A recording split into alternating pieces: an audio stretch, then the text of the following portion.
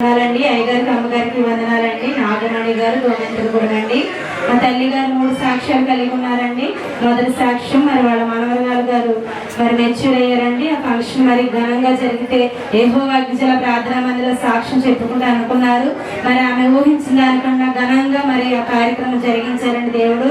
అలాగే మరి ఆమెకి మరి మరి 1 నెల హాస్పిటల్లో ఉన్నారంటండి. డాక్టర్లు అయితే ఏమీ లేదని చెప్పేవారంట. ఎక్స్రే తీసి ఎక్స్రే రిపోర్ట్లో నార్మల్ రిపోర్ట్ రావాలనుకుని ఆమె అనుకున్నారంట. నార్మల్ రిపోర్ట్ వచ్చిందంట. కానీ డాక్టర్లు అయితే ఇంకేమీ లేదని చెప్పేవారంట. ఈమె అయితే మరి బలహీనరాలుగా చాలా నీరసంగా ఊపి తీసుకోలేకపోయి ఉండేదంటండి.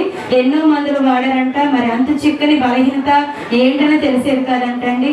మరి ఒక రోజు సమయంలో తండ్రి గారి దగ్గరకు వచ్చి ప్రార్థన చేయించుకున్నప్పుడు తండ్రి చెప్పారంట, ఊపిరితిత్తుల్లో 2 పుళ్ళు పండి అమ్మ, ఊపిరితిత్తుల్లో వాపు వస్తుంది అని తండ్రి చెప్పారంట.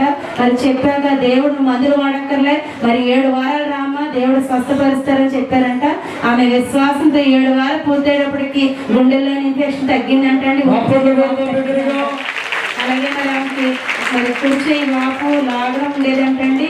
మరి యెహోవా అగ్నిజల ప్రార్థనా మందిరం తైలం రోజు రాస్తుండగా మరి ఆ గోడ వాపు కూడా దేవుడు స్వస్థపరిచి ఆ గోడ నొప్పిని కూడా దేవుడు స్వస్థపరిచాడంటండి. మరి గొప్ప కార్యం మా జీవితంలో జరిగిందని ఇప్పుడు మంచి ఆరోగ్యంతో ఉన్నానని సాక్ష్యం ఇస్తున్నారు. దేవుడు సాక్ష్యం దీవించిన గాక.